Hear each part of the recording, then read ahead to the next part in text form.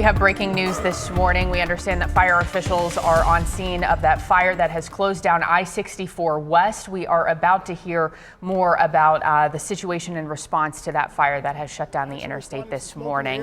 Let's take a listen. Two companies saw the heavy fire right here on the other side of I-64. So they filled out the box for this location. Upon arrival, they said they had heavy fire impending on the expressway, so they went ahead and shut down the expressway right here at I-64 East. We were in defensive operations the whole time.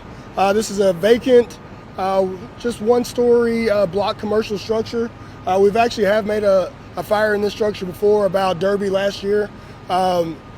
Crews began setting up aerial master streams as quickly as possible to extinguish the fire.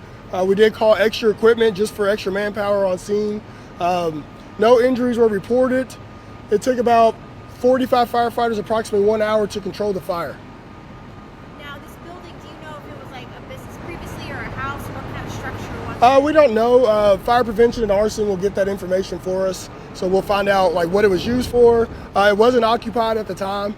As we know, this area does have some homeless encampments around it and things like that. We don't know the cause yet. Arson is still going to investigate the actual cause of the fire.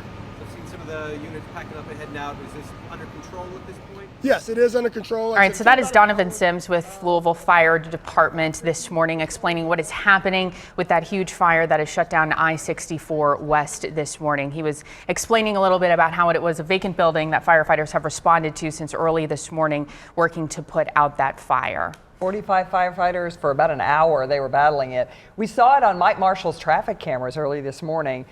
Big flames. We could see that as well. So he said they shut down the interstate just because it was so close to the interstate. Right. They wanted to make sure that it wasn't causing any problems. Let's take a look at what it looked like this morning. Now here, this is the interstate. This is 64 westbound, and then this is the fire. So you can see we're pretty close to the interstate, but look at the flames. I was telling somebody a little bit earlier, I said, they're 20, 25-foot flames, and they were like, oh, you kidding me? No, they were huge. And then, of course, you can see all of the smoke. Now, since the fire department's been on scene, they've extinguished the fire, and we're looking a lot better there as far as that area concerned, but still blocking all lanes 64 westbound this morning.